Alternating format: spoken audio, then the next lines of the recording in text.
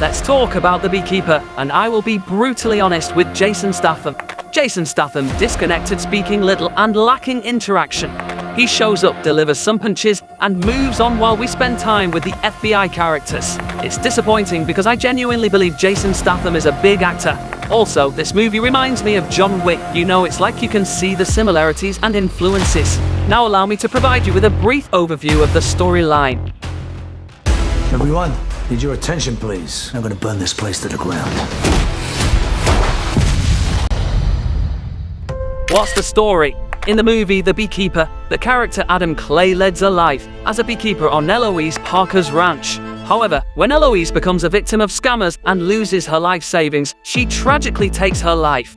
Motivated by this tragedy, Clay, who used to work for an organization of skilled operatives, embarks on a quest to find those responsible. Along the way, he discovers a call center, takes drastic measures to dismantle it. His investigation also uncovers that the corruption reaches levels implicating Derek Danforth, the wealthy and influential businessman who appears to be beyond reach. Meanwhile, Verona, Eloise's daughter, and an FBI agent, along with her partner Wiley, start pursuing Clay in their investigation.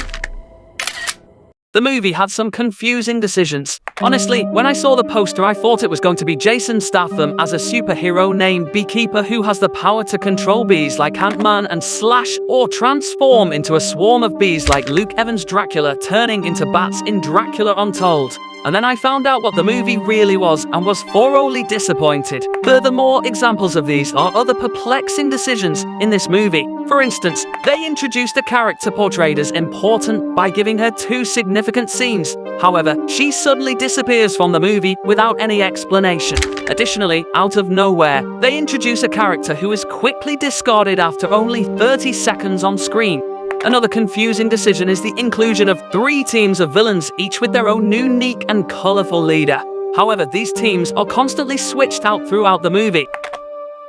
This movie reminds me a bit of Dollar Store John Wick. You know, it's like you can see the similarities and influences. The main character is a retired killer who gets pulled back into the world because of some wealthy troublemaker. He's on a mission to go after the father figure of this guy who knows all too well the kind of chaos this retired assassin can unleash.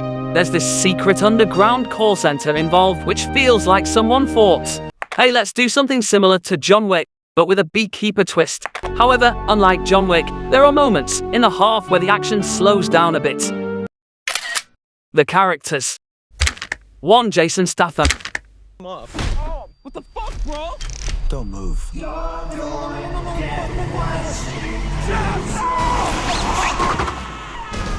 You know, there's something that bothers me about this movie.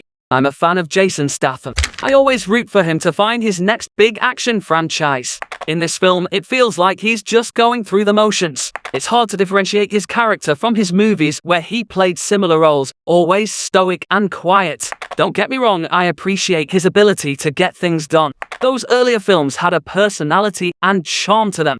In contrast here, he seems disconnected, speaking little and lacking interaction. He shows up, delivers some punches, and moves on while we spend time with the FBI characters. It's disappointing because I genuinely believe Jason Statham is a big actor. 2. Josh Hutcherson. Playing Derek is a pretty big departure for me. He's an absolute maniac who is, you know, high on power, high on money, and high on many substances. Josh Hutcherson, the actor, portrays the antagonist in this scamming industry. The character is defined not only by his appearance, but also by his behavior. He comes across as a brat and a nuisance. Personally, as someone who has always appreciated Josh Hutcherson's performances, I'm glad to see him getting opportunities for roles. It's nice to witness his growth. Is it any weak? 1. The script. When watching reviews of this movie, the most common criticism you'll come across is regarding the script. Regardless of whether it's a positive or negative review, many people agree that the story is lacking and has gaps. There are instances where things happen without explanation, and characters always seem to know where to go and who to approach. For example, Jason seems to appear in places without any explanation. The detective character's investigation progresses too conveniently with sudden breakthroughs. The pace of the movie moves quickly due to a lack of time for the characters to truly delve into their work and move from one plot point to another.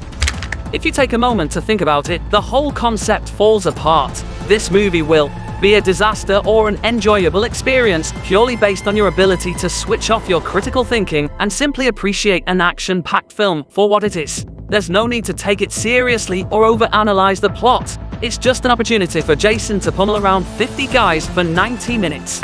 If that kind of entertainment appeals to you, then you'll likely have a time with this movie. 2 FBI Detective. One of the characters introduced in the story is an FBI detective who firmly believes that Jason is the culprit behind the crimes. Interestingly, she herself is on a mission to track down the individuals Jason's after. However, I found her character portrayal a bit off. Some peculiar details were mentioned about her, like her struggle with alcoholism and her consistent choice to wear her college alumni shirt after graduating. She has a nature, tends to joke around rather than taking things seriously. Additionally, it seems like luck plays a role in her investigation as clues and information conveniently fall into place for her. The movie lacks consistency in this aspect. I expected her character to serve as a contrast to Jason Statham's hero persona by embodying the goodness, but unfortunately I didn't find her charming enough or well-developed enough to justify her presence. I have a request, and I hope you can help me. It's really hard when you put all your time and effort into something you love, and it doesn't work. So, I was hoping you could help me by just sharing my video. If you can subscribe to my channel, click like, and leave a comment, it will help me publish the video and it will reach other people, and my dream will come true. Your support means a lot to me. Now, before we dive into the positives of the movie, I'd like to get your thoughts on the film. Do you want a dumb fun action movie with Statham being a badass? If this movie gives you that, that's what you need. Is it any good? One aspect that stands out is how effectively the film handles elements without overcomplicating them. If you want to create villains that the entire audience despises, what way than to portray them as individuals who exploit elderly people for their own gain? These despicable characters become the targets for our desire to see them face the consequences. The filmmakers skillfully establish a friendship between Statham's character and Eloise even though she has limited screen time. The casting choice of Felicia Rashad feels spot on. She has portrayed figures in her career, making it easy for us to attribute positive qualities to her character even when they are not explicitly stated. Statham's mission is so relatable that we are immediately on his side. We can't hate all the guys due to their complete lack of empathy towards their actions. What is my rate? In the end, despite its flaws, the movie was an enjoyable action flick. If you're a fan of action movies, it's worth watching. Just appreciate Jason Statham's performance and overlook any faults. So my rating for the movie is 6 out of 10. Do not forget to tell me your rating out of 10. And also do not forget to subscribe to the channel. Peace.